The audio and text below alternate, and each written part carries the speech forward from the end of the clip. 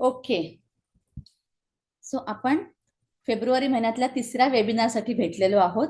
So सर्वप्रथम संतुलन आनंद मध्ये तुमचं सगळ्यांचं मनापासून स्वागत आहे. माझं नाव मेघना वाघ आणि संतुलन आनंद हा आपला ऑनलाईन मराठी प्लॅटफॉर्म आहे. सो आपण सध्या दर रविवारी या महिन्यात भेटत आहोत फ्री वेबिनारसाठी.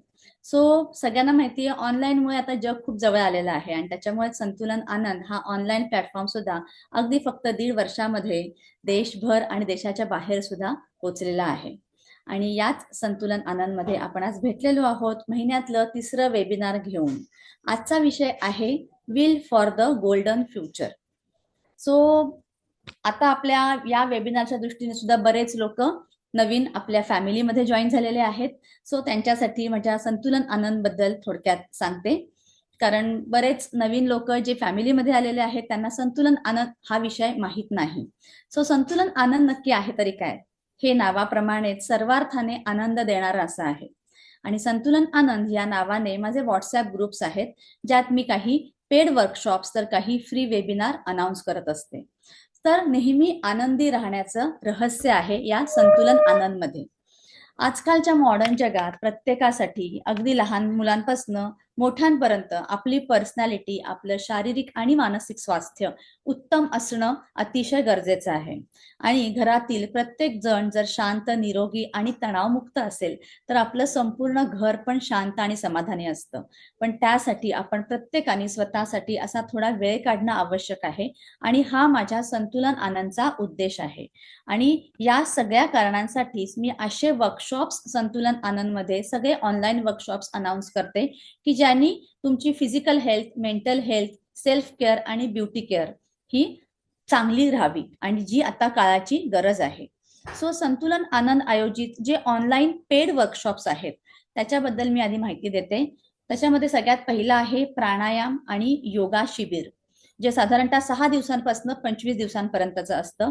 दुसरं आहे face yoga, hair care session, mindfulness courses, श्लोक संस्कार वर्ग मुलांसाठी, लहान मुलांसाठी, मुद्रा थेरपी आणि असे बरेच वास्तुशास्त्र, असे बरेच आपण कोर्सेस जे पेड असतात असे आपण अनाउन्स करत असतो. याशिवाय संतुलन आनंदच्या प्लॅटफॉर्मवर प्रत्येक महिन्यात एक फ्री वेबिनार असं आयोजन केलेलं असतं.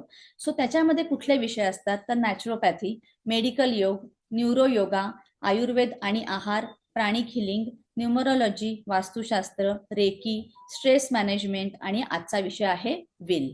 असे बरेच वेगवेगळ्या विषयांवर आपण वेबिनार अनाउन्स करत असतो जे कम्प्लिटली फ्री असतात. पण हा महिना जो आहे फेब्रुवारी महिना, this is month of blockbuster webinars. So संतुलन आनंदनी फेब्रुवारी महिन्यातल्या प्रत्येक रविवारी वेगवेगळे विषय घेऊन प्रत्येक वेगवेगळे विषय घेऊन एक वेबिनार अनाउन्स केलेला आहे. असे आपले 2 वेबिनार होऊन गेलेले आहेत. 2 फेब्रुवारीला स्ट्रेस मॅनेजमेंटवर वेबिनार झालं आहे.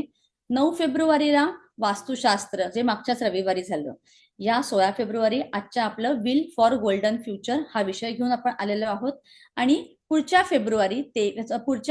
रविवारी 23 फेब्रुवारीला न्यूमरोलॉजी या विषयावर वेबिनार आहे.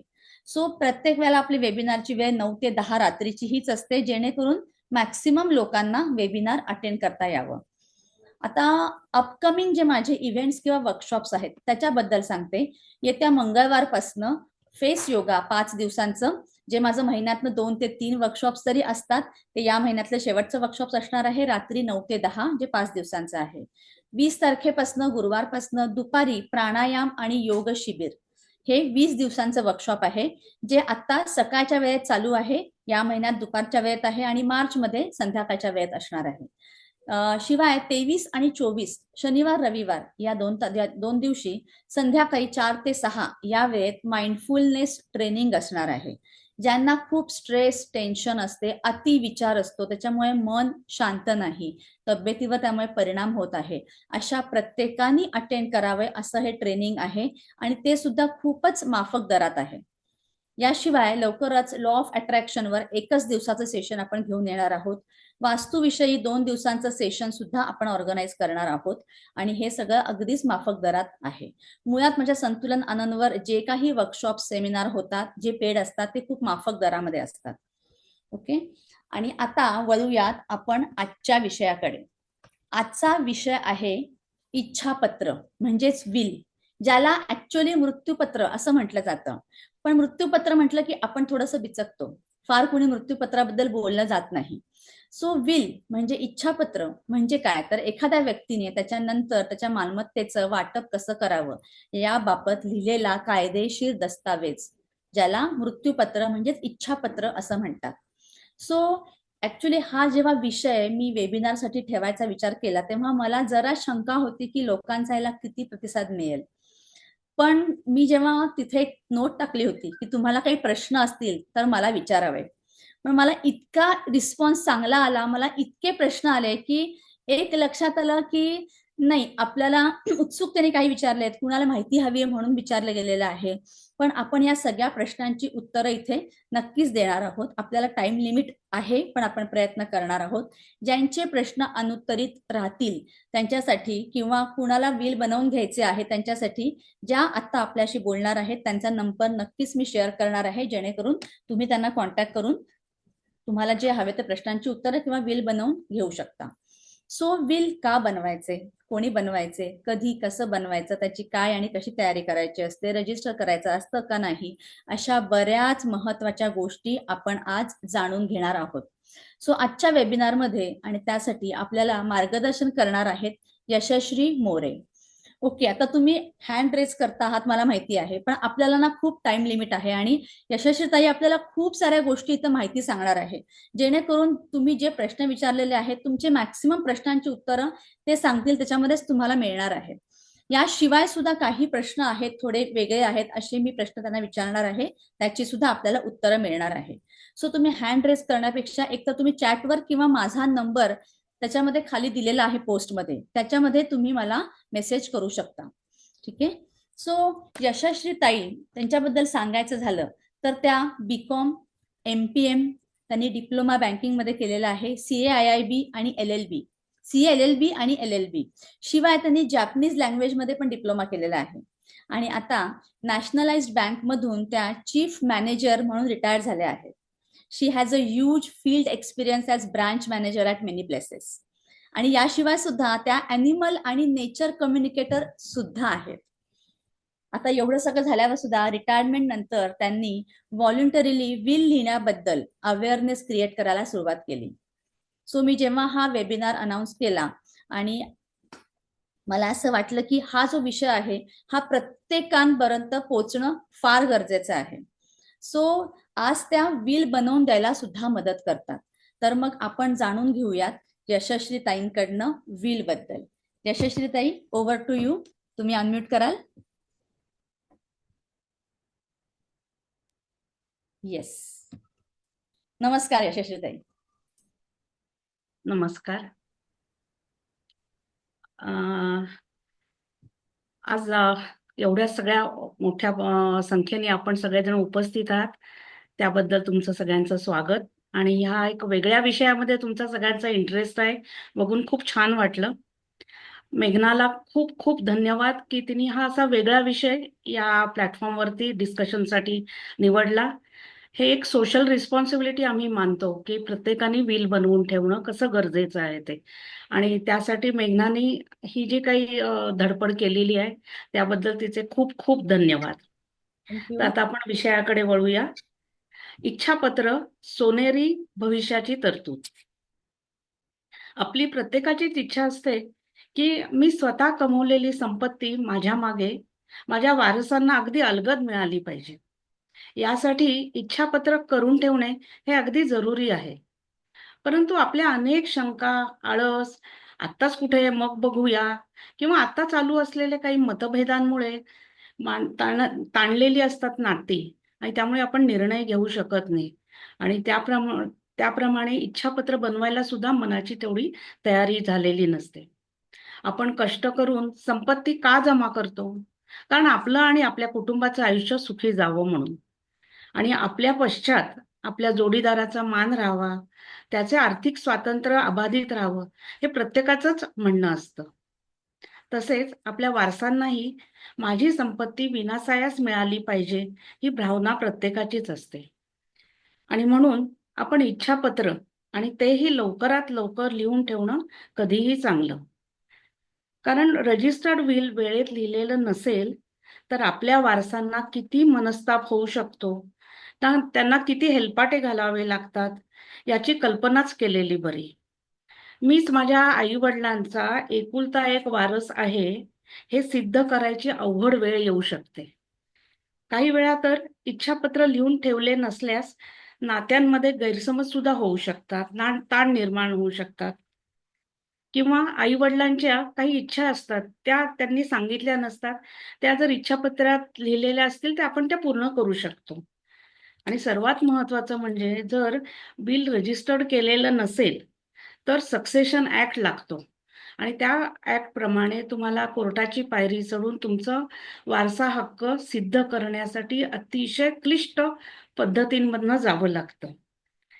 आपल्याला प्रत्येकालाच असं वाटतं की आपला शेवटचा काळ समाधानात आणि कर्तव्यपूर्तीचा व्हावा असे जर वाटत असेल तर प्रत्येकाने इच्छापत्र आणि तेही नोंदणीकृत इच्छापत्र करणं हे नेहमीच ऍडव्हिजिबल असणार आहे. मला माहिती आहे की आपण सर्वजण इच्छापत्राविषयी सर्व माहिती जाणून घ्यायला खूपच उत्सुक आहात. आम्हाला एकच मूल आहे तरी इच्छापत्र करायचंय का, हा एक नेहमीचा प्रश्न असतो.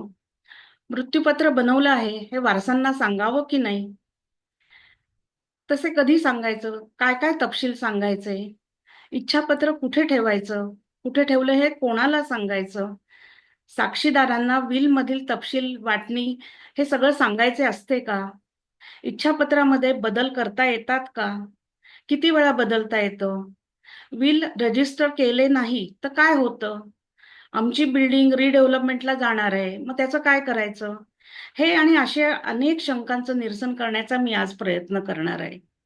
याशिवाय आणखीन काही शंका असतील तर मग अशी मेघनाताई म्हणाल्या त्याप्रमाणे आपण त्यानंतर विचारू शकतो. आमची एक ज्येष्ठ मैत्रीण गौरी रास्ते, तिला आम्ही गमतीने इच्छापत्र जागरूकतेची जनक असे म्हणतो. ती गेले 15 वर्ष या फील्डमध्ये काम करते आहे. तिचं म्हणणं आहे की रजिस्टर्ड विल म्हणजे सोनेरी शाश्वत भविष्याचे पत्र. आपण कष्ट करून संपत्ती मिळवायची, त्याचा परिपूर्ण आनंद घ्यायचा, आपल्या स्वतःच्या आयुष्यात आपण त्याबद्दल समाधानी व्हायचं आणि आपल्या पश्चात आपल्या संपत्तीला आपल्या वारसांकडे अलगद सुपूर्द करण्याचं काम हे इच्छापत्र करते. इच्छापत्र जर करून ठेवला तर संपत्तीवरून ना तंटा, ना कष्ट, ना मनस्ताप, ना मोठा खर्च, अगदी अलगद हस्तांतरण होऊ शकते.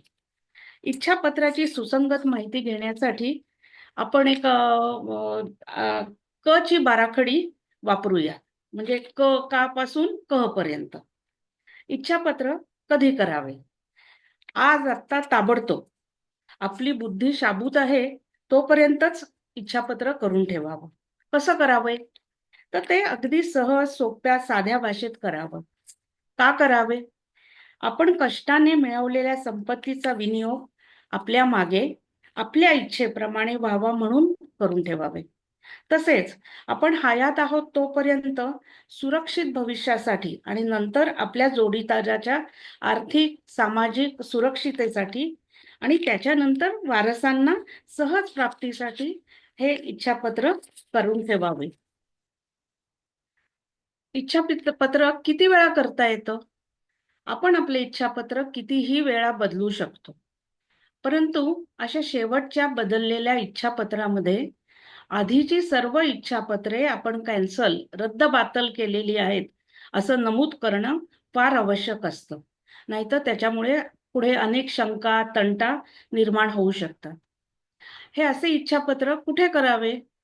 आपण राहत असू त्या गावी किंवा आपली प्रॉपर्टी जिथे आहे त्या गावात इच्छापत्र करून तिथे ते रजिस्टर करू शकतो. इच्छापत्र कुठे ठेवावं? इच्छापत्र हे नेहमी व्यवस्थित सीलबंद करून आपल्या घरातल्या कपाटामध्ये, लॉकरमध्ये किंवा बँकेच्या लॉकरमध्ये ठेवून द्यावं. इच्छापत्र केलंय हे कोणाकोणाला सांगावं? आपल्या जोडीदाराला किंवा विश्वासातील तरुण नातेवाईक असतील त्यांना, फॅमिली डॉक्टर असतील त्यांना किंवा योग्य काळ, वेळ बघून, परिस्थिती बघून मगच वारसांना सांगून ठेवावं की आम्ही इच्छापत्र बनवून ठेवलेलं आहे. असे इच्छापत्र केव्हा करावे? आपली पहिली प्रॉपर्टी जेव्हा तयार होते ना, माणसाची व्यक्तीची आयुष्यात जेव्हा कधी आपली पहिली प्रॉपर्टी तयार होते तेव्हा इच्छापत्र लगेच करून ठेवावं. इच्छापत्र अशा वेळी करावं जेव्हा आपला मेंदू, आपली विचारशक्ती आणि शरीर ठीकठाक चालू असेल तेव्हा करून टाकावं. नंतर टोकाच्या परिस्थितीत आपली बुद्धी चालत नाही आणि त्यावेळी सगळा गोंधळ होऊ शकतो. इच्छापत्र कोणी करावं? इच्छापत्र वयाचे 18 वर्ष पूर्ण असलेल्या कोणीही व्यक्तीने, ज्याची स्वतःची स्वकष्टार्जित आणि वडिलोपार्जित संपत्ती त्याच्या नावावर आहे, अशा प्रत्येक व्यक्तीने इच्छापत्र करावेच. कुठल्या प्रॉपर्टीचे विल आपण करू शकतो? शक्यतो आपल्या सर्वच स्थावर जंगम म्हणजेच मुव्हेबल प्रॉपर्टीज ज्या आपल्या स्वकष्टार्जित आहेत त्या आणि वडिलोपार्जित प्रॉपर्टीमध्ये आपल्याला मिळालेला जो हिस्सा आहे त्या बाबतीत आपण बिल बनवून ठेवू शकतो. आणि हा जी काही प्रॉपर्टी आपल्या नावावर आहे किंवा आपल्याला हिस्स्याने मिळालेली आहे त्याचा विनियोग आपण आपल्या इच्छापत्रात आपल्या इच्छेप्रमाणे करू शकतो. त्याच्याच बरोबर भविष्यात सुद्धा ज्या होऊ घातलेल्या प्रॉपर्टीज असू शकतात त्याचा उल्लेख आपण करून ठेवू शकतो आणि त्याच्याबद्दल एक जनरल वाटणीबद्दल लिहून ठेवू शकतो. आणि शेवटी म्हणजे संपन्नतेचा शेवट. मी माझ्या संपत्तीचा आयुष्यभर आनंद घेऊन माझ्या पश्चात त्या माझ्या वारसांना अलगद मिळाव्या म्हणून मी माझ्या इच्छापत्र बनवून ठेवलेलं आहे. याचे समाधान मिळवणे म्हणजे आयुष्याची प्राप्ती. आता थोडंसं तपशीलवार बघूया आपण. इच्छापत्र कसे करावे? आपल्या पश्चात आपल्या संपत्तीचे व्यवस्थापन पूर्णपणे आपल्या इच्छेप्रमाणेच व्हायला पाहिजे, हो ना? आता इंटरनेटवर विलचे रेडीमेड ड्राफ्ट्स पण मिळतात, परंतु ते ड्राफ्ट्स आपल्या सर्व संदर्भांसाठी पुरेसे नसतात. आपले सगळे म्हणणे ते मांडतीलच असे नाही. आपल्या लिखाणातील संभाव्य त्रुटी टाळण्यासाठी आपण तज्ञ वकिलांचे मार्गदर्शन घेणे हे शहाणपणाचंच ठरतं. आपण भावनेच्या भरात काही गोष्टी लिहायच्या विसरून जातो आणि काही परिस्थिती अशी उद्भवते नंतर की त्याच्याबद्दलची आपण काळजी घेतलेली नसते. परंतु हेच काम एखाद्या तज्ञ वकिलाची मदत जर घेतलेली असेल, मार्गदर्शन घेतलं असेल, तर त्या संभाव्य त्रास आपण टाळू शकतो. इच्छापत्र हे एकल म्हणजे सिंगल सुद्धा करता येतं किंवा आपण आपल्या जोडीदाराबरोबर सुद्धा जॉईंट विल करता येतं. आणि त्या असे जॉईंट विल करण्याची वेळ कधी असते तर जेव्हा शक्यतो जॉईंट प्रॉपर्टीज असतात, प्रॉपर्टी दोघांच्या नावावर असतील तर जॉईंट विल करणं हे कधीही ऍडव्हिजिबल आहे. इच्छापत्रासाठी काय काय तयारी करावी लागते हा सगळ्यात महत्वाचा मुद्दा आहे की ज्याच्यासाठी विल करण्यासाठी थोडीशी टाळाटाळ केली जाते की बघू नंतर करू. तर इच्छापत्रासाठी तयारी करणं हाच थोडासा जरासा वेळ घेणारा काम असतं. अदरवाईज इच्छापत्र बनवणं हे खरंच खूप अवघड गोष्ट नाहीये. इच्छापत्र आणि ती आपणच आपली करायची असते. इच्छापत्र बनवण्यासाठीची तयारी म्हणजे काय करायची तर सर्वप्रथम आपल्या ज्या काही सर्व इमूव्हेबल प्रॉपर्टीज आहेत त्याची यादी करायची आहे. ती आपल्याकडे कशी आली, आपण खरेदी केलेली आहे का आपल्याला बक्षीस पत्राने मिळालेली आहे का वडिलोपार्जित मिळालेली आहे, याचे तपशील आपण आपल्या हाताने एका कागदावर लिहून काढावेत. त्याच्या संदर्भातली जी काही कागदपत्र असतील म्हणजे अग्रीमेंट केलेले असतील, इंडेक्स 2 असेल, बक्षीसपत्र मिळालेलं असेल, वडिलोपार्जितची जी वाटणी केलेलं असेल, खातेफोड असेल, असे जे काही कागदपत्र 7-12 वगैरे असतील ती कागदपत्र गोळा करावीत. यालाच थोडासा वेळ लागतो. आणि खरंच आपण नेहमी काळजी घेतोच असं नाही, सगळी कागदपत्र एका वेळेस सगळी हजर असतात अशी नाही. तर म्हणून इच्छापत्र बनवण्याच्या आधी ही तयारी आपण करून ठेवू शकतो. दुसरी गोष्ट म्हणजे आपण दुसरी एक यादी याची करायची असते ज्या आपल्या इन्व्हेस्टमेंट केलेल्या आहेत त्याची एक यादी करायची असते. त्या यादीमध्ये आपण ज्या काही मुव्हेबल आपल्या ऍसेट्स आहेत म्हणजे पहिलं असतं आपले बँकेतले इन्व्हेस्टमेंट. तर बँकेत त्याच्यात तुम्हाला सगळे डिटेल्स देण्याची आवश्यकता नाही, फक्त काय आवश्यक आहे तर बँकेचं नाव, बँकेची कुठली ब्रांचमध्ये तुम्ही ठेवलेलं आहे ते, तुमचा त्या बँकेतला CIF नंबर म्हणजे कस्टमर इन्फॉर्मेशन नंबर, की तो देणं का जरुरी आहे, की तुम्ही त्या बँकेमध्ये त्या CIFच्या अनुषंगाने जी काही इन्व्हेस्टमेंट, जे काही डिपॉझिट ठेवाल, काढाल, बदलाल, लॉकर ठेवाल, ते सगळं त्या एका CIF नंबरला अटॅच केलेलं असतं. त्यामुळे नुसता तो CIF नंबर जरी दिलात तरी आपणे आप त्या बँकेतल्या तुमच्या इन्व्हेस्टमेंटची सगळी माहिती मिळू शकते. त्यामुळे प्रत्येक डिटेल द्यायची काही जरूर नाहीये तुम्हाला. तर अशा प्रत्येक पण बँकेचे नाव, त्या ब्रँडचं नाव, तिथलं तुमच्या कुठली अकाउंट आहेत, कुठल्या टाईपचे अकाउंट आहेत, ते जर जॉईंट नावावर असतील तर त्याच्यातलं जॉईंट नाव कोणाचं आहे ते, आणि जर नॉमिनेशन दिलं असेल तर ते पण तुम्ही लिहून काढणं एका कोष्टकात, एका टेबलामध्ये बनवून तुम्ही तसं ते लिहून ठेवू शकतात. तर तसंच तुमचे शेअर्स असतील, म्युच्युअल फंड्स असतील, SIP असतील, तर ह्यासाठी एक कस्टमर ID असतो, म्हणजे DPID वगैरे म्हणतात त्याचा तो, किंवा एक फोलिओ नंबर असतो. त्या फोलिओच्या खाली तुमच्या सगळे इन्व्हेस्टमेंट तिथे दिसू शकतात. आणि तुमची म्युच्युअल फंड, शेअर्स यांची मॅनेजमेंट करायला व्यवस्था करणारा एखादा वेल्थ मॅनेजर असतो, किंवा आपला जो कोण प्रॉपर्टी इन्व्हेस्टमेंटचं बघणारा असतो, ती एखादी व्यक्ती असते. तर असे सगळे आपले फोलिओ नंबर, कुठल्या कंपन्यांचे आपण शेअर्स घेतलेले आहेत, हे त्याच्याकडनं लेटेस्ट स्टेटमेंट घेऊन आपल्याला ते मिळू शकेल, ते आपण आपल्या हाताशी तयार ठेवायचं आहे. तुमचा DPID लिहून ठेवायचा आहे, आणि जो आपला हे मॅनेजमेंट करतो आहे इन्व्हेस्टमेंटची, त्याचं नाव आणि कॉन्टॅक्ट नंबर लिहून ठेवणं नेहमी ॲडव्हिजिबल असतं. तसंच आपलं बँकेमध्ये लॉकर असतं, ते जॉईंट नावावर असू शकतं. अ, त्याला नॉमिनेशन पण दिलेलं असू शकतं. लॉकरच्या बाबतीतले नियम थोडेसे वेगळे आहेत. पण तरी सुद्धा तुम्ही जर लॉकर असेल तर ते कोणाकोणाच्या नावावर आहे, ते माझ्यानंतर ते चालू ठेवायचं असेल तर बँकेला त्याप्रमाणे रिक्वेस्ट करावी लागते. लॉकरच्या बाबतीतले नियम थोडे वेगळे, ते आपण नंतर त्याच्याबद्दल डिटेल बोलूया. तर अशा लॉकर्सचे सगळ्यांची डिटेल्स लिहून ठेवणं अपेक्षित आहे. आणि सगळ्यात महत्वाचा शेवटचा भाग म्हणजे आपल्याकडे असलेले दागदागिने, रोकड याचं काय करायचं? एवढी मोठी यादी बनवायची नक्कीच एक जिकिरीचं काम असतं. परंतु त्याच्या बाबतीत वाटणी करायची म्हटली तर अगदी एक-एक छोटी-छोटी गोष्ट लिहून ठेवणं, विलमध्ये लिहून ठेवणं गरजेचं नाही. नाहीतर ते विल 50-60 पानांचं सुद्धा होऊ शकतं. तर एवढं हे बनवण्यापेक्षा एक वेगळी यादी आपण याच्यासाठी बनवायची, आपल्याला कल्पना येण्यासाठी, की माझ्याकडे काय-काय आहे आणि ह्याच्यातल्या मी कुठल्या वस्तू कोणाला देऊ इच्छिते. चेन आहे, माझ्या नातवाच्या मुंजीला मी देईन. ही ही गोष्ट आहे, ही मी माझ्या सुनेला तिच्या याच्यासाठी देईन. हे आपल्याला ठरवण्यासाठी एक यादी बनवून ठेवावी सेपरेटली. आणि एक आम्ही असंच सल्ला देतो, की आपण हे सगळं सामान, दागदागिने नेहमी लॉकरमध्ये ठेवतो. मग त्याची वाटणी कशी करायची मृत्यूनंतर? हा एक नेहमीच प्रश्न पडतो आपल्याला. तर त्यासाठी आम्ही असं एक छोटासा एक सल्ला देतो, की शक्यतो काय करावं, आपल्याला माहिती आहे आपल्याकडे काय आहे, आपण ती यादी करून ठेवलेली आहे. आणि आत्ताच ठरवून ठेवावं, अंदाज करून घेऊन ठेवावा, की साधारण हे दागिने या मुलाकडे किंवा या सुनेला किंवा मुलीला, भाऊजाईला, बहिणीला, कुणालाही द्यायचे. अशी आत्ताच एक वाटणी करून ठेवावी. वाटणी करायची म्हणजे काय करायचं, छोट्या पिशव्या बनवून ठेवा. आणि त्या प्रत्येक पिशवीत आत्ताच बाजूला काढून ठेवा. तुम्हालाच माहिती असणार आहे तुम्ही कशात काय ठेवलेलं आहे ते. आणि त्याला आत्ता कागदाची चिठ्ठी लावून नाव लिहून ठेवा त्याच्यावरती.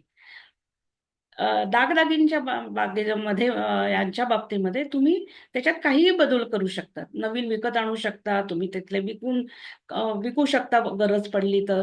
काहीही बदल करू शकता आणि हे कोणालाही सांगण्याची काही जरूर नाही, कारण ही तुमची संपत्ती आहे.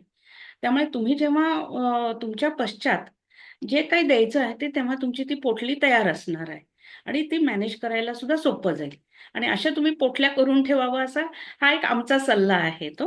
पण अदरवाईज तुम्ही ठरवून ठेवू शकता आणि त्याच्याबद्दल ढोबळ मानाने तुमच्या विलमध्ये लिहून ठेवू शकतात, की मी याची वाटणी करून ठेवली, प्रत्येकाच्या पिशव्या बनवून ठेवलेल्या आहेत. आम्ही गेल्यानंतर या पिशव्या त्यांना त्यांना तशा देण्यात याव्या. अ, हे झालं आपण इमूव्हेबल प्रॉपर्टी आणि मूव्हेबल प्रॉपर्टी बद्दलचं सांगितलेलं आहे. ही एक यादी किंवा ही एक तयारी करून ठेवायची आहे. आता आपण हे कोणासाठी सगळं करतोय? तर आपल्या पश्चात आपल्या संपत्तीची वाटणी ज्यांना करायची आहे, अशी आपली इच्छा आहे. अशा सर्व वारसदारांची नावं त्या इच्छापत्रामध्ये व्यवस्थित दिलेली पाहिजेत. म्हणजे काय, त्यांचं नाव, पत्ता, त्यांचा व्यवसाय सांगता आला तर, त्यांचं आधार कार्ड, आता हल्ली आधार नंबर कंपल्सरी केलेला आहे. शिवाय त्यांचं आपल्याशी असलेलं नातं आणि त्यांच्या वारसांची सुद्धा नावं लिहिणं अपेक्षित आहे. दुर्दैवाने जर आपल्या हयातीमध्ये दुर्दैवाने आपल्या वारसाचं काही बरं वाईट झालं आणि आपल्यानंतर त्याची प्रॉपर्टी, त्याच्या नावावर करायची जी प्रॉपर्टी ती कोणाला गेली पाहिजे हे माहिती असण्यासाठी म्हणून त्यांच्या पण वारसांची नावं लिहून ठेवणं अपेक्षित आहे. तसंच तुम्हाला वारसांना देण्याव्यतिरिक्त जर काही संस्थांना देणगी द्यायची असेल, संस्थांना देणगी द्यायची असते, मंदिरात देणगी द्यायची असेल, तर ती सुद्धा आपण देऊ शकतो आणि त्याच्याबद्दल विलमध्ये तसं लिहून ठेवू शकतो. ते लिहिताना त्याच्यामध्ये कुठल्या संस्थांना तुम्हाला द्यायचं आहे देणगी, त्याचं संपूर्ण नाव, पत्ता माहिती असेल तर पत्ता लिहून ठेवावा. त्याच्यानंतर तिथल्या माणसांचा कोणाचा जर कॉन्टॅक्ट नंबर असेल तर तो लिहून ठेवावा.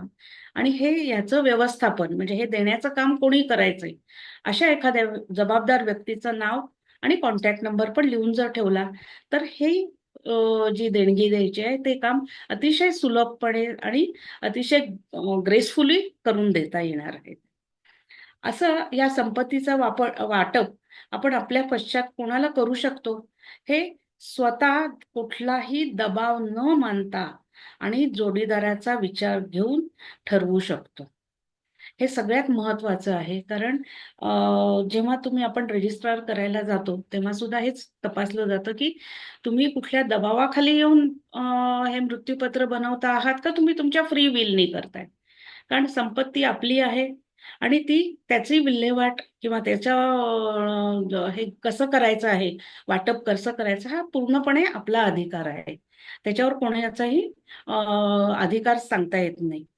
त्यामुळे आपण एकतर स्वतःच्या मनाने ठरवावं आणि आपल्या जोडीदाराला सुद्धा विश्वासात घेऊन दोघांनी मिळून जर ठरवलं, तर ह्याची व्यवस्थापन अतिशय सुलभ होऊ शकतं. कुठलीही नाती खराब होत नाहीत, तंटे निर्माण होणार नाही किंवा नंतर आपल्या वारसांना कुठलाही त्रास होणार नाही. आपण हे जे विल बनवतो, ते कोणाला आणि कधी सांगावं हा एक नेहमी विचारला जाणारा प्रश्न असतो. इच्छापत्र बनवलंय, हे जर आपण आपलं एकटं बनवलेलं असेल, तर हे बनवलेलं इच्छापत्र आपण प्रथम आपल्या जोडीदाराला सांगणं फार आवश्यक आहे. तसेच त्याच्यानंतर आपल्या नात्यामधला एखादा विश्वासू तरुण जर नातेवाईक असेल, तर त्याच्या पण कानावर घालून ठेवावं, की आम्ही असं विल बनवून ठेवलेलं आहे म्हणून. किंवा आपल्याकडे जर पूर्वीपासूनचे आपले फॅमिली डॉक्टर असतील, एका डॉक्टरकडे आपण जात असू, तर त्यांच्या पण कानावर घालून ठेवावं, की आम्ही असं विल बनवून ठेवलंय बरं का. आणि सगळ्यात महत्वाचं म्हणजे वेळ, काळ, परिस्थिती, आत्ताचे नातेसंबंध, आत्ताचं घरातलं वातावरण बघूनच वारसांना विलबद्दल कळवावं. कारण आमचा असा अनुभव आहे, की विल करताय या ही गोष्ट जरी वारसांना कळली, तरी आज सुद्धा जे चांगले वागणारे वारस आहेत, त्यांचं मत बदलू शकतं. ते प्रिज्युडाइज होऊ शकतात, बायस होऊ शकतात. कोणाला काय दिलंय याच्याबद्दल उत्सुकता होऊ शकते आणि मग त्याच्यामुळे तुमचं विल बनवण्यावर परिणाम होऊ शकतो. आणि म्हणून आम्ही नेहमी हे सांगतो, की विल बनवलेलं हे वारसांना सगळ्यात शेवटी अगदी परिस्थिती बघून मगच सांगावं, की "हो बाबा मी बनवलेलं आहे." कंटेंट्स सांगावेत. बनवल्याचं पण मात्र वेळ बघून तुम्ही कधीही सांगू शकता त्यांना. आता सगळ्यात महत्वाचा भाग म्हणजे इच्छापत्र लिहिताना आपण कोणत्या कायदेशीर बाबी पाळाव्या लागतात. कुठल्या प्रसंगाने विलची व्हॅलिडिटी चॅलेंज केली जाऊ शकते, ते टाळण्यासाठी आपण काय-काय काळजी घेतली पाहिजे विल बनवताना, ते आपण आता बघूया.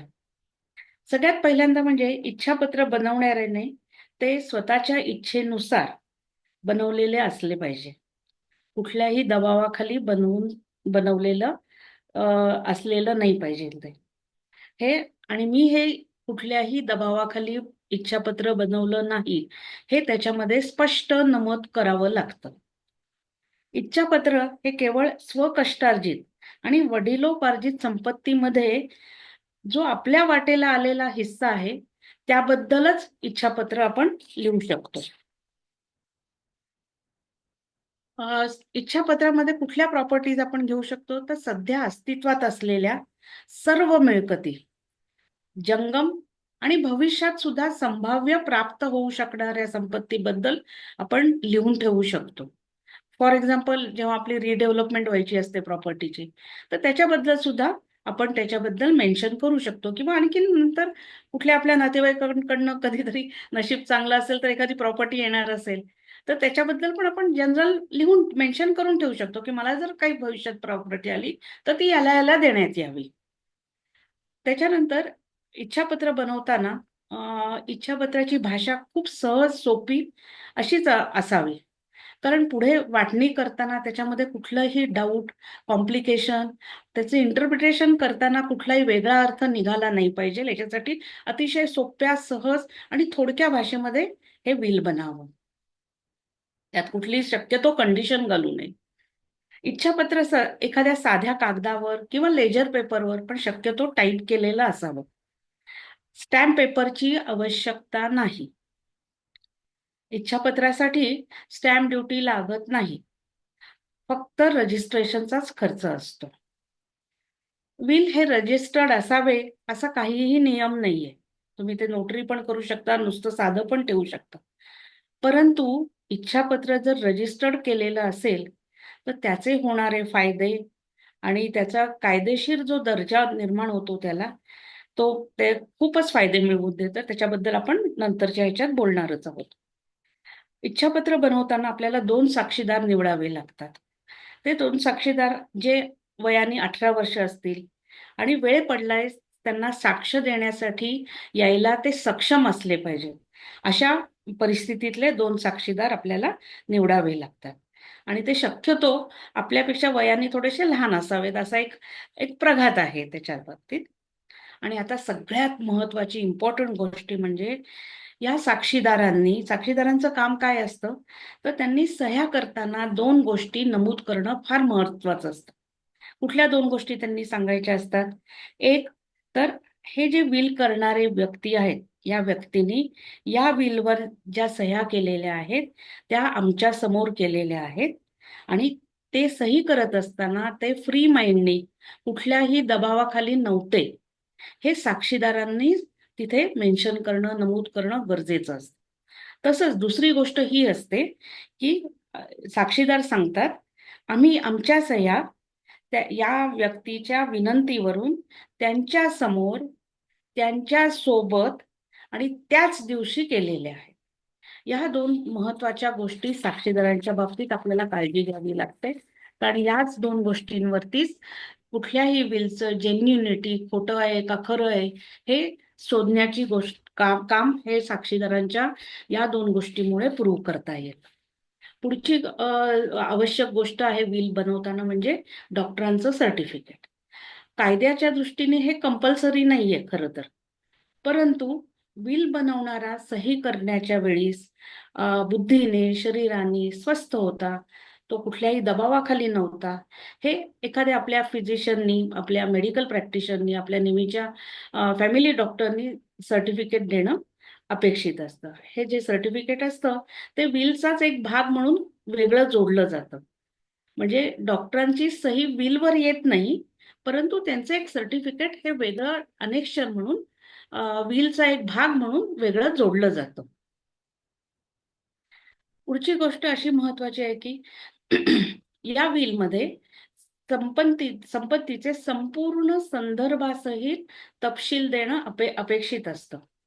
तसंच जोडीदाराचं नाव, त्याचा पत्ता, आधार क्रमांक, वारसांची नावं, पत्ता, आधार क्रमांक, जसं मी मगाशी सांगितले त्याप्रमाणे ज्या संस्थांना देणगी द्यायची त्याची सुद्धा सगळे तपशील एक नंतर एक पॅराग्राफमध्ये आपण मेन्शन करतो.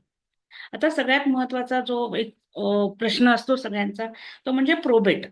प्रोबेट बद्दल थोडीशी एक भीती आहे आणि खरंच आहे, ती रास्त भीती आहे. प्रोबेट बद्दल मी असं सांगेन की कायद्याप्रमाणे जर प्रॉपर्टी तुमची मुंबई, चेन्नई किंवा कलकत्ता या 3 मेट्रो शहरांमध्ये असेल, तर तुम्हाला प्रोबेट घ्यावेच लागते. इतर शहरांमध्ये जर तुमची प्रॉपर्टी असेल, तर प्रोबेट घेण्याची जरूर नाही, आवश्यकता नाही.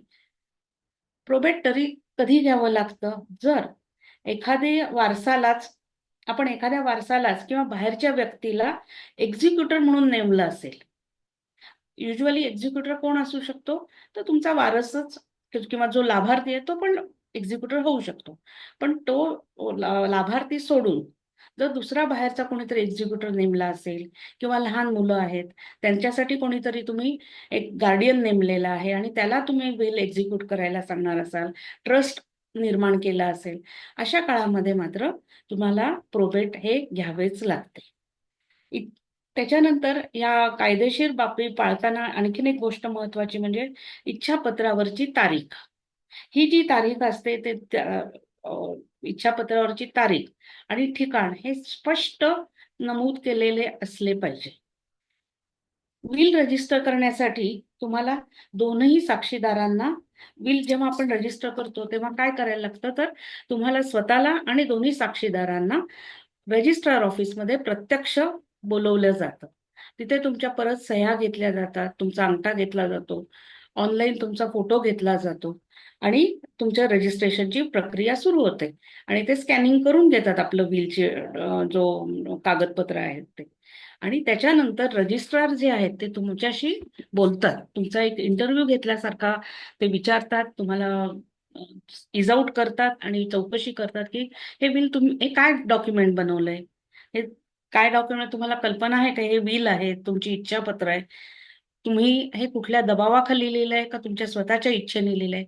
ही जेव्हा खातरजमा रजिस्ट्रारला होते तेव्हाच ही प्रक्रिया पूर्ण होते आणि म्हणून रजिस्टर्ड विलचं अनन्यसाधारण महत्व आहे की त्याला कोणीही नंतर चॅलेंज करू शकत नाही.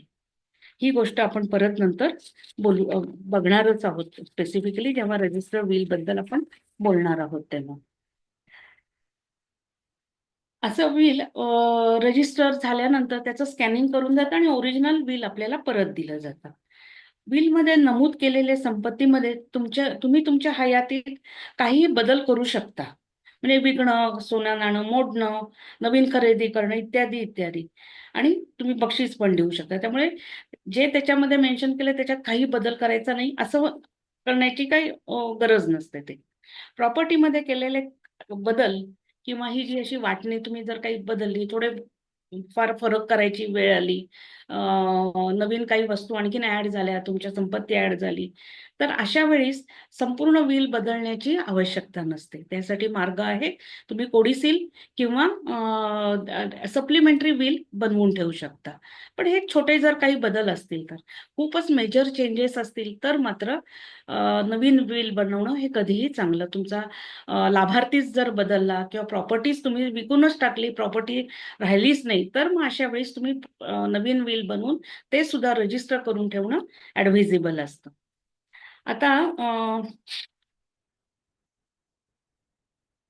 जसं आपण म्हटलं तसं रजिस्टर विल का करावं, विल हे रजिस्टर का करावं, नोटरी असलेलं चालणार नाही का, या प्रश्नाकडे आपण जरा आता बघूया. इच्छापत्र म्हणजे रजिस्टरच करावं असं कुठेही बंधन नाहीये किंवा नियम पण नाहीये.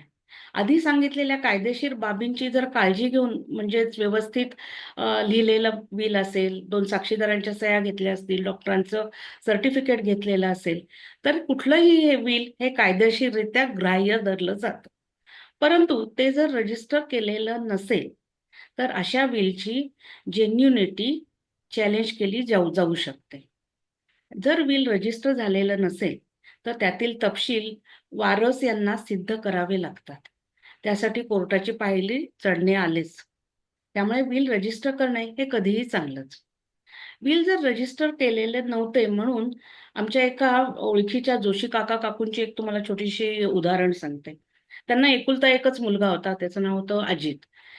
त्यांनी हीच कल्पना केली की एकटाच आहे तरी काय सगळी प्रॉपर्टी त्यालाच जाणार आहे. पण तरी सुद्धा त्यांनी विल लिहून ठेवलं, आपलं साधं विल लिहून ठेवलेलं होतं. परंतु ते रजिस्टर केलेलं नव्हतं. बिल तुम्ही म्हणजे तुम्हाला एक जरी मुलगा असला किंवा जास्त मुलं तरी विल करणं हे फार आवश्यक आहे. का ते या उदाहरणावरनं आपल्याला कळेल. अजितला मिळणार सगळी प्रॉपर्टी असं म्हणून त्यांनी काही ते विल रजिस्टर केलेलं नव्हतं. परंतु काही वर्षांनी काय झालं, वृद्धापकाळाने ते गेले, तोपर्यंत अजित पण वयाने खूप मोठा होऊन गेला. त्यात त्यांनी जे पेपर घरात ठेवले होते म्हणजे बिल ठेवलं होतं त्यातली काही पानं गहाळ झाली, हरवली, काही पानं मिसप्लेस झाली होती. जोशी काकूंनी काही आणि काकांनी मिळून एक दोन मुव्हेबल प्रॉपर्टीज इमूव्हेबल प्रॉपर्टीज केल्या होत्या. त्यांच्या काही इन्व्हेस्टमेंट वगैरे होत्या. बँकेचं लॉकर पण होतं त्यांच्या दोघांच्याच नावावरती. त्यांच्या दोघांच्या मृत्यू पश्चात जेव्हा यांनी अजितनी विल काढून बघितलं, तेव्हा लक्षात आलं की काही पानं त्याच्यातली गहाळ झालेली आहे. आणि जेव्हा त्याला ते आपल्या नावावरती ते दोन्ही फ्लॅट करून घ्यायचे होते, बँकेतनं जाऊन त्यांचे एफडी काढून आणायचे होते, लॉकर बंद करायचे होते, तेव्हा हे विल ग्राह्य धरलं गेलं नाही. कारण त्यातली एक तर पानं हरवलेली, ते रजिस्टर नव्हतं. आणि त्याला इतके हेलपाटे मारावे लागले प्रत्येक ठिकाणी, मी त्यांचा वारस आहे, एकुलता एक वारस आहे, हे त्याला प्रत्येक ठिकाणी जाऊन सिद्ध करावं लागत होतं. त्यामुळे त्याला इतका मनस्ताप झाला की हे कुठून माझ्यासाठी हे काम ठेवलं आईबाबांनी, अशी त्याला म्हणण्याची वेळ आली.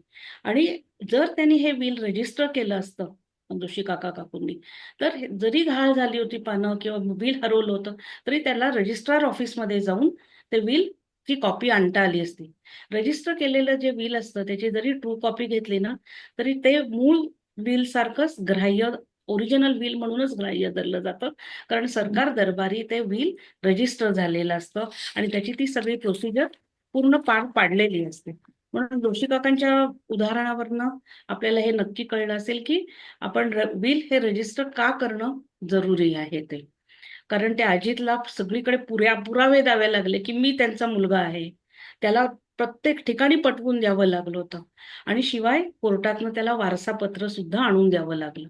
म्हणजे हे सगळे खटाटोप, हा एवढा मनस्ताप, एवढी धावपळ, एवढे खर्च, हे सगळं टाळता येईल जर तुम्ही फक्त रजिस्टर करून ठेवलं असेल विल तर. आणि रजिस्ट्रेशन करणं ही अजिबात अवघड गोष्ट नाहीये. तुम्ही जर एखाद्या वकिलाची थोडीशी मदत घेतली तर हे काम खूप सुरळीतपणे होऊ शकतं. अजिबात अवघड नाही. खर्च याला नाहीये. आज तुमची हजारो, लाखो, करोडोची प्रॉपर्टी असते आणि ती मिळवण्यासाठी जर आपल्या वारसांना एवढा मनस्ताप नंतर करावा लागतोय, प्रोबेट घ्यायचं तर लाख लाख रुपये खर्च येतो. त्यापेक्षा आता काही हजार रुपये खर्च जर केले आणि रजिस्टर केलं तर हे पुढचे सगळे त्रास, ताण, खर्च आपल्याला टाळता येऊ शकतात. आणि त्यामुळे इच्छापत्र म्हणून नोंदणीकृत केलेलं असेल तर खूप अवघड गोष्टी खूप सोप्या होऊन जातात. अ, इ- हे असं मेघनाताई, आपल्याला वेळ आहे अजून एक 5 मिनिटं? हो, 5 मिनिटं करू, मग आपण प्रश्न घेऊया. प्रश्न आपले 15 मिनिटांमध्ये आय होप संपतील. तर हो मग हो. 5 मिनिटं बोलू शकशील. फक्त एक प्रश्न अ, आहे, प्रोबेट म्हणजे काय ते सांगितलं असतं तर मग जरा सगळ्यांचे तर म्हणजे काय प्रोबेट प्रोबेट म्हणजे? हा, असं काही लोकांनी विचारलेलं आहे. हो, सो सांगते. प्रोबेट म्हणजे काय की जे विल बनवलेलं आहे ते त्या माणसाचं शेवटचं विल आहे हे प्रूव्ह कोर्टातर्फे केलं जातं.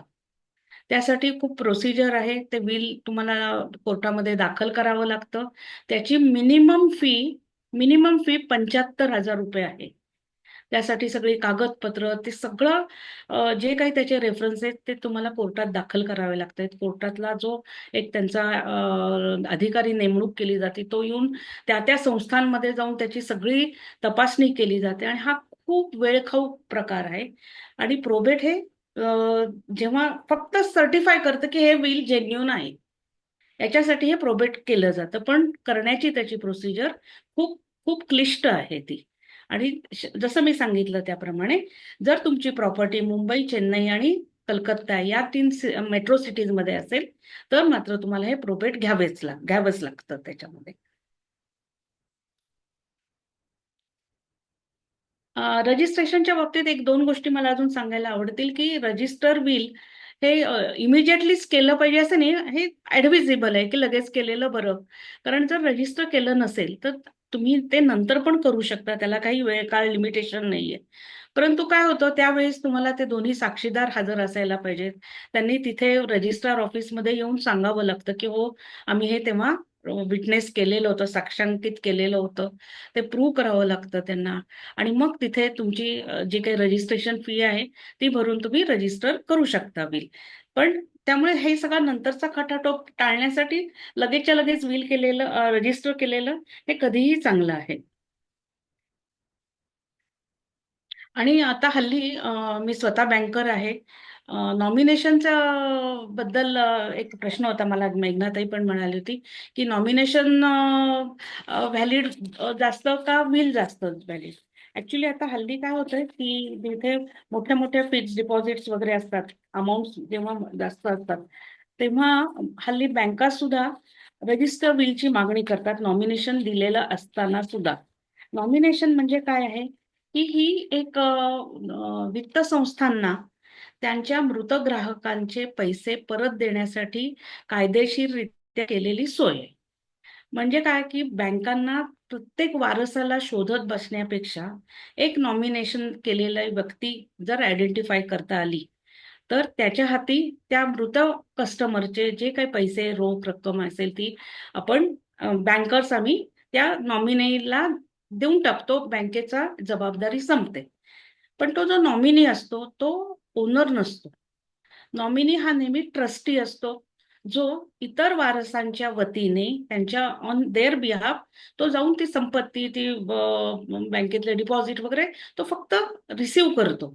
आणि ही त्याची नैतिक जबाबदारी असते की जे विल मध्ये लिहिल्याप्रमाणे त्या संपत्तीची वाटणी त्यांनी त्या त्या वारसांना द्यायची असते. म्हणून विल हे नेहमी कुठल्याही नॉमिनेशन किंवा कुठल्याही डॉक्युमेंटेशनच्या वरती प्रिव्हेल करतं. विलला सगळ्यात जास्त महत्व असतं, रेकॉग्निशन विलला असतं. त्यामुळे नॉमिनेशन ही फक्त तात्पुरती सोय आहे बँकांसाठी. त्यामुळे रजिस्टर विल हे सगळीकडे ग्राह्य धरलं जातं. मेघनाताई, काही क्वेश्चन्स आहेत आपले याच्याबद्दल? Yes, प्रश्न घेऊयात आपण आता. हो, तू सांगितलंस नॉमिनेशन ऑलरेडी केलेलं असेल तर नॉमिनेशन आणि विल मध्ये काय ग्राह्य मानलं जातं, हा आपला प्रश्न कव्हर झालेला आहे, राईट? सो पुढचा बरोबर. आहे, खोटं इच्छापत्र कसं ओळखावं? काय म्हणालीस? खोटं खोटं खोटं. इच्छापत्र कसं ओळखायचं ते हो खोटं सर. आहे? ऍक्च्युली प्रत्यक्षामध्ये हे इच्छापत्र खरं आहे हे प्रूव्ह करावं लागतं नेहमी. त्यामुळे खोटं आहे हे ठरवायला ज्याच्याकडे खरं मृत्यूपत्र आहे तो सांगू शकतो. म्हणजेच काय की खोटं मृत्यूपत्र खरं खोटं असं म्हणता येणार नाही.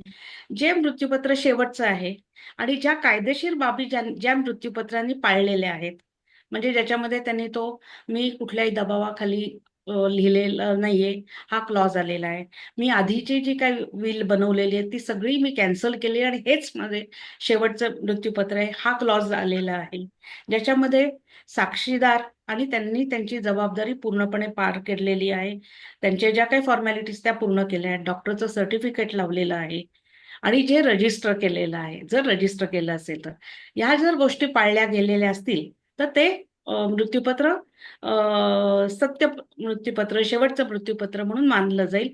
उरलेली बाकी सगळी खोरं खोटं असं म्हणता येणार नाही, पण ते उरलेली मृत्यूपत्र लागू होणार नाहीत असं म्हणता येईल आपल्याला.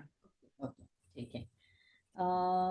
दुसरं, इच्छापत्रात एखाद्याच्या नावे केलेलं घर, गाडी त्याच्या नावावर सहज होऊ शकते का? आणि कायदेशीर तिकडे काही त्यावेळेला अडचणी येतात का? जर मृत्यूपत्र रजिस्टर्ड विल असेल तर अजिबात काहीही त्रास होत नाही. आरटीओ कडे तुम्ही ते रजिस्टर बिल दाखवून त्यांच्या छोट्या फॉर्मॅलिटीज असतात त्या फॉर्म्स वगैरे भरून दिले तर तुमचा 3 महिन्यामध्ये तुमच्या नावावरती गाडी ट्रान्सफर झालेली आम्ही बघितलेली आहे. आणि प्रॉपर्टीच्या बाबतीमध्ये जेव्हा त्या रजिस्ट्रारकडे आपल्याला जाऊन आपल्या नावावरती करायचं असेल तेव्हा एक छोटं नॉमिनल तुमचं एक हेअरशिप सर्टिफिकेट कोर्टातनं घ्यावं लागतं की ज्या या विलच्या अनुषंगाने हे आता वारस आहेत असं एक सर्टिफिकेट कोर्टाकडनं मिळतं. ती फॉर्मॅलिटी खूप सहज सुलभ आहे, अवघड नाहीये, फार खर्च पण येत नाही त्याला. कुठल्याही वकिलांची जर मदत केली तर आपल्याला ते हेअरशिप सर्टिफिकेट कोर्टातनं मिळतं. ते आणि त्यांचं मृत्यूपत्र, सॉरी, मृत्यूचा दाखला आणि मृत्यूपत्र हे जर तुम्ही घेऊन रजिस्ट्रार ऑफिसला गेलात तर इंडेक्स 2 मध्ये त्याप्रमाणे तुमच्या नावावरती बदल करून देता येतात. ओके, ठीक आहे. दुसरं, तू सांगितलंस की विल साठी डॉक्टरांचं सर्टिफिकेट असणं गरजेचं असतं, बरोबर आहे ना? पण बरोबर त्या आहे. डॉक्टरांचं साईन पण करणं गरजेचं असतं का विलवर? जसं सांगितलं तसं डॉक्टरांची सर्टिफिकेट ही कंपल्सरी गोष्ट नाहीये. ही एक सपोर्टिव्ह डॉक्युमेंट आहे, सपोर्टिव्ह प्रूफ आहे की त्या व्यक्तीने कुठल्याही दबावाखाली मृत्यूपत्र बनवलेलं नाहीये. तो जेव्हा मृत्यूपत्र बनवलं, त्यांनी सही केली, तेव्हा तो मानसिकरित्या, बुद्धीने, शरीराने अतिशय स्वस्थ होता. हे सांगण्यासाठीचं ते सर्टिफिकेट आहे आणि ते वेगळं सर्टिफिकेट असतं. डॉक्टर विल वरती कधीही सही करत नाहीत. डॉक्टरांना सुद्धा विलचे कंटेंट्स पण माहिती असण्याची जरूर नाहीये. त्यांनी ते विटनेस पण करण्याची जरूर नाही. त्यांचं इंडिपेंडंट सर्टिफिकेट असतं, जे एक सपोर्टिव्ह डॉक्युमेंट म्हणून, विलचा भाग म्हणून त्याच्याबरोबर लावलं जातं. त्यांची सही गरज नाही. ओके, ठीक आहे. दुसरं, विल साठी जो कोणी विटनेस किंवा डॉक्टर किंवा लिगल ऍडवायझर असतो, त्यांना विल मधले कंटेंट सगळे माहिती असणं गरजेचं असतं का? अजिबात नाही, अजिबात नाही. हे विल हे पूर्णपणे कॉन्फिडेन्शियल डॉक्युमेंट आहे, जे आपल्या मृत्यूनंतरच डिस्क्लोज व्हायला पाहिजे. कारण त्याच्यामुळे नाहीतर आपल्या हयातीतच काहीतरी तंटे निर्माण होऊ शकतात, कॉम्प्लिकेशन्स निर्माण होऊ शकतात, मतभेद होऊ शकतात, नाती ताणली जाऊ शकतात आणि आधीच सगळी गोंधळ सुरू होतो. त्यामुळे हे कंटेंट्स कधीच कोणालाही कळवायचे नाहीत. जेव्हा आपण जॉईंट विल बनवतो, तेव्हा आपल्या जोडीदाराबरोबर आपण करतोच, त्याला माहिती असणं बरोबर. पण शक्यतो रादर, आमचा तर असा अनुभव आहे, त्याप्रमाणे मी तर असा सल्ला देईल की त्याचे कंटेंट्स कधीही शक्यतो कोणालाही कळवू नये. तुमच्या वारसांना तर अजिबातच नाही. हे सगळ्या गोष्टी तुम्ही कोणाला काय दिलंय हे तुम्ही गेल्यानंतरच माहिती पडणं हे सगळ्या दृष्टीने चांगलं आहे. आणि कारण तुम्ही काळजी घेणारच आहात. तुम्हाला माहिती आहे तुमचे कोण जवळचे कोण आहेत, प्रेमाचे कोण आहेत, कोणाला काय द्यायचं आहे हे तुम्हीच ठरवणार आहात. त्यांनी ठरवायचं नाहीच आहे की कोणी तुम्ही काय लिहून ठेवा, तुम्ही कोणाला काय द्या. हे मुलांनी किंवा वारसांनी आपल्याला सांगायचं नाहीये. ते आपण आपलं सर्वस्वी ठरवणार आहोत. त्यामुळे त्याच्यातले कंटेंट्स कधीच कोणाला कळू देऊ नये, हा आमचा एक एक ऍडवाइस आहे अनुभवावरनं. ओके. दुसरं आहे, जर आई वडील हयात नसतील तर वारसापत्र कसं तयार करायचं? हा, हयात नाहीयेत पण त्यांनी जर मृत्यूपत्र बनवलेलं असेल, तर ते मृत्यूपत्र घेऊन आपल्याला कोर्टात वकिलांच्या मदतीने अर्ज करावा लागतो आणि मग तुम्हाला हेअरशिप किंवा सक्सेशन सर्टिफिकेट घ्यावं लागतं. मुव्हेबल ज्या प्रॉपर्टीज असतात, म्हणजे इन्व्हेस्टमेंट वगैरे, त्याच्यासाठी सक्सेशन सर्टिफिकेट घ्यावं लागतं आणि इममुव्हेबल प्रॉपर्टीसाठी तुम्हाला लिगल हेअरशिप सर्टिफिकेट घ्यावं लागतं. त्या फॉर्मॅलिटीज आहेत कोर्टाच्या, त्या मात्र तुम्हाला वकिलाच्या मदतीनेच कराव्या लागतात. ओके. पुढचा प्रश्न आहे, बँक लॉकर दोघांच्या नावावर आहे, तर विल मध्ये तसे मेन्शन करावे लागते का, की सर्वायवर ठरवू शकतो की ते लॉकर कंटिन्यू करायचंय का नाही? बर, हा खूप रिलेव्हंट प्रश्न आहे. लॉकरच्या बाबतीमध्ये, लॉकर ही जी रिलेशनशिप आहे बँकेबद्दलची, ही डिपॉझिट लोन सारखी नाहीये. लॉकर म्हणजे जेव्हा आपण लॉकर घेतो तेव्हा ही लेझर लेसी ही रिलेशनशिप असते. म्हणजे बँकेची प्रॉपर्टी आहे लॉकरचा, ते कपाट, आणि त्यातला एक लॉकर ते तुम्हाला भाड्याने वापरायला दिले असतात, तुमची सगळी जोखमीच्या वस्तू ठेवण्यासाठी, आणि त्याबद्दल आपण त्यांना भाडं देत असतो, म्हणून त्याला आपण लेसर लेसी ही रिलेशनशिप म्हणतो. जेव्हा एखादा जर जॉईंट लॉकर होल्डर असेल किंवा सिंगल लॉकर होल्डर असेल, ते जर गेला, दोघांपैकी एक जण गेला किंवा तो एकटा लॉकर होल्डर जरी गेला, तरी ती जी ऍग्रीमेंट आहे, लीज ऍग्रीमेंट आहे आपली लॉकर बद्दलची, ती कॅन्सल होते नियमाप्रमाणे, कायद्याप्रमाणे. त्यामुळे जेव्हा एखादा लॉकर होल्डर जातो, तेव्हा त्या लॉकर होल्डर जो सर्व्हाइव्ह होतो, जो राहणारा असतो तो, आणि तुमचा नॉमिनी, आणि तुमचे जे जर नॉमिनी दिला नसेल तर जो गेलेला लॉकर होल्डर त्याचे वारस, या सगळ्यांना बँका बोलवतात. बँक बोलवते, त्यांच्या समक्ष त्याची इन्व्हेंटरी घेतली जाते. इन्व्हेंटरी म्हणजे काय लॉकरमध्ये आहे त्याची लिस्ट बनवून परत आतमध्ये ठेवलं जातं. मग एका ठराविक दिवशी सगळे ते पंचनामा करून ते लॉकर उघडून त्यातले कंटेंट्स, जो कोण सर्व्हायव्हर आहे त्याला, आणि जो गेलेला व्यक्ती आहे त्याचे वारस आहेत त्यांना, त्यांच्या समोर सगळ्यांना एकत्र सुपूर्द केलं जातं आणि ती लॉकरची ऍग्रीमेंट कॅन्सल होते. लॉकर बँकेला सरेंडर करावं लागतं. परंतु एक सेंटिमेंट्स असतात किंवा एक सोयीच्या दृष्टीने अशी इच्छा असते की जो सर्व्हायव्हर आहे त्याला ते लॉकर पुढे चालू ठेवायचं असतं, तर त्या सेम ऍग्रीमेंट वरती आपण ते लॉकर कधीच चालू ठेवत नाही. पण बँक एक जुने कस्टमर म्हणून, एक एम्पथी म्हणून तेच लॉकर नवीन ॲग्रीमेंट करून ज्यांच्या नावावर तुम्हाला ते लॉकर ठेवायचं आहे, चालू ठेवायचं आहे, त्या नावांनी नवीन ॲग्रीमेंट करून ते लॉकर त्यांना देऊ शकतात. पण हे सेम लॉकर आहे त्या परिस्थितीत सर्व्हायव्हरला पास ऑन करता येत नाही. ती ॲग्रीमेंट कॅन्सल झालेली असते. त्यामुळे ते लॉकर सरेंडरच करावं लागतं बँकेला. ओके. इच्छापत्र रद्द करता येतं का? हो, इच्छापत्र ही आपली इच्छा आहे. त्यामुळे तुम्ही कितीही वेळा इच्छापत्र बनवू शकता. तुम्हाला आज असं वाटतंय, आजची परिस्थिती अशी आहे, त्यामुळे तुम्ही काहीतरी निर्णय घेतलाय. अजून 5 वर्षांनी असं वाटलं, की नाही असं नको, आपण असं करू. तुम्ही तेव्हा बदलू शकता, रोज बदलू शकता. फक्त एक त्याच्यामध्ये 2 गोष्टी महत्त्वाच्या आहेत, की जेव्हा तुम्ही नवीन इच्छापत्र बनवाल, त्याच्यामध्ये मागची माझी सर्व इच्छापत्र मी कॅन्सल केली आहेत, रद्द-बातल केली आहेत, हे मेन्शन करणं फार जरुरी आहे. नाहीतर फार कॉम्प्लिकेशन्स किंवा नवीन शंका निर्माण होऊ शकतात. त्यामुळे प्रत्येक वेळी जेव्हा तुम्ही इच्छापत्र बदलाल, त्याच्यामध्ये हा क्लॉज लिहिणं अनिवार्य आहे, की माझी आधीची सर्व इच्छापत्र मी कॅन्सल करत आहे. हे मेन्शन करणं जरुरी आहे. आणि एक दुसरी आमचा एक असा सल्ला आहे, की जेव्हा एखादं रजिस्टर केलेलं इच्छापत्र तुम्ही कॅन्सल करत असाल, तर नवीन जे कराल ते पण शक्यतो रजिस्टर करूनच ठेवावं. म्हणजे मग त्याचे फायदे चालू राहतील तुम्हाला. ओके. इच्छापत्र कोणकोणत्या कारणांसाठी चॅलेंज करता येतं? इच्छापत्र कोणाकोणत्या चालण्यासाठी? अतिशय महत्वाचा हा प्रश्न आहे. कारण अशा गोष्टी झालेल्या आहेत, की सगळी काळजी तर घेतलेली आहे. नियमाप्रमाणे इच्छापत्र बनवलं सुद्धा होतं, रजिस्टर पण केलं होतं, तरी सुद्धा इच्छापत्र चॅलेंज होऊ शकतं. तर हे कुठल्या-कुठल्या अगदी म्हणजे एक्सेप्शनल केसेसमध्ये असं झालेलं आम्ही बघितलेलं आहे. ते म्हणजे पहिल्यांदा रजिस्टर केलं नसेल, तर कोणीही ते चॅलेंज करू शकतं आणि त्याची सत्यता किंवा त्याची लिगॅलिटी प्रूव्ह करणं फार अवघड होऊ शकतं त्या बाबतीमध्ये.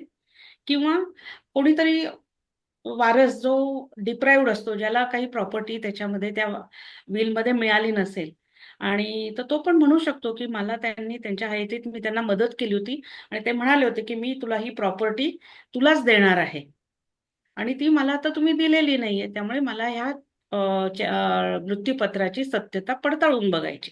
म्हणून तो चॅलेंज करू शकतो आणि मग तेव्हा तुम्हाला कोर्टात जाऊन ती जेन्युइननेस त्याचा प्रूव्ह करावा लागतो. किंवा काही-काही वेळेस काय होतं, की कोणाची मृत्यूपत्र छान वेळेत त्यांनी आधी बनवून ठेवलं, मध्ये बरीच वर्ष गेली. काही चांगल्या डेव्हलपमेंट झाल्या. त्यांना आणि असं वाटलं, की आता मुलगी आपली खूप चांगली आपलं तिने काळजी घेतली आहे. नंतर त्या भावांच्या ह्याच्यात तिला हे व्हायला नको म्हणून आपण तिला गिफ्ट डीड करून टाकावं. म्हणून आपणच आपल्या हयातीत गिफ्ट डीड करून टाकलेलं असतं आणि काही काळाने नंतर त्या विल नंतरचे जे विल बनवलं त्यात ते लिहायचं मेन्शन केलेलं राहून जायचं, मेन्शन करायचं राहून गेलेलं असतं. पण जेव्हा ते विलमध्ये ती प्रॉपर्टीबद्दल वेगळंच काहीतरी लिहिलं गेलंय तेव्हा आणि पण बहिणीच्या नावावर किंवा त्या मुलीच्या नावावर गिफ्ट डीड केलंय, तर ती बहीण अशा वेळेस ते चॅलेंज करू शकते, की हे गिफ्ट डीड ऑलरेडी माझ्या नावावर केलेलं आहे.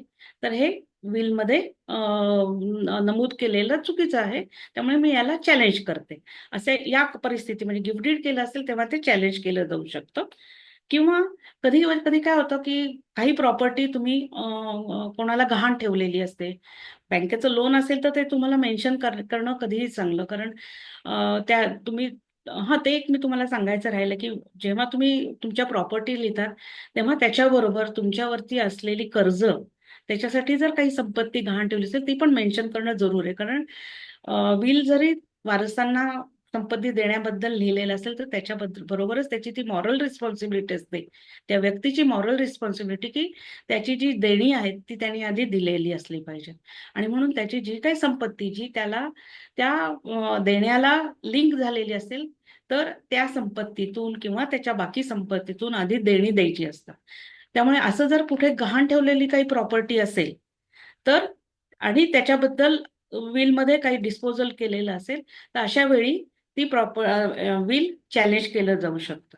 आणि किंवा जर त्याच्यामध्ये हा क्लॉज लिहिला नसेल की हे माझं शेवटचं विल आहे, आधीचे विल सगळी कॅन्सल मानली जावेत, हे जर कुठे क्लॉज तो नसेल लिहिला तर जरूर हे विल चॅलेंज केलं जाऊ शकतं या परिस्थितीमध्ये.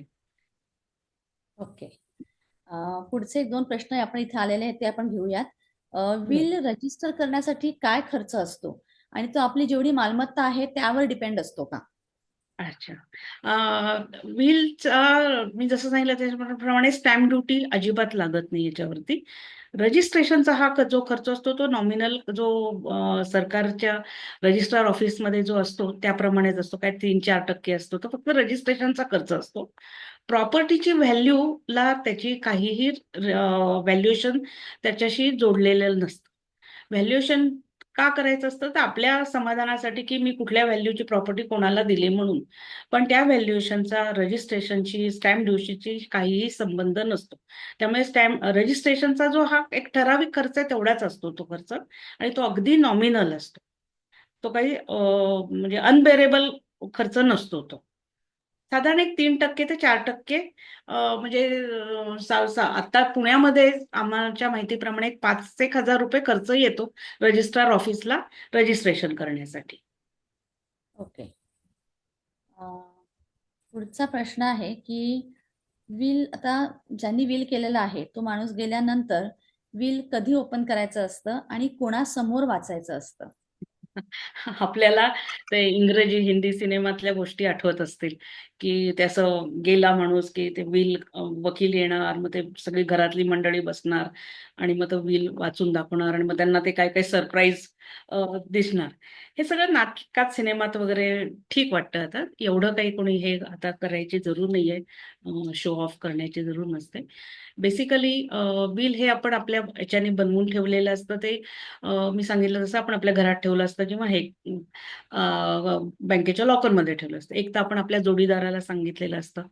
जेव्हा आपलं सगळं मनं सगळ्यांची शांत होतील, थाऱ्यावर येतील, कारण जो तो लॉस झालेला असतो तो झाल्यानंतर आणि मुलाबाळांची वेळ बघून, वारसांची वेळ बघून एक एक्झिक्युटिव्ह आपण नेमलेला असतो आणि त्याला सांगितलेलं असतं बरं का, की तुझं नाव आम्ही एक्झिक्युटिव्हमध्ये म्हणून घातलेलं आहे.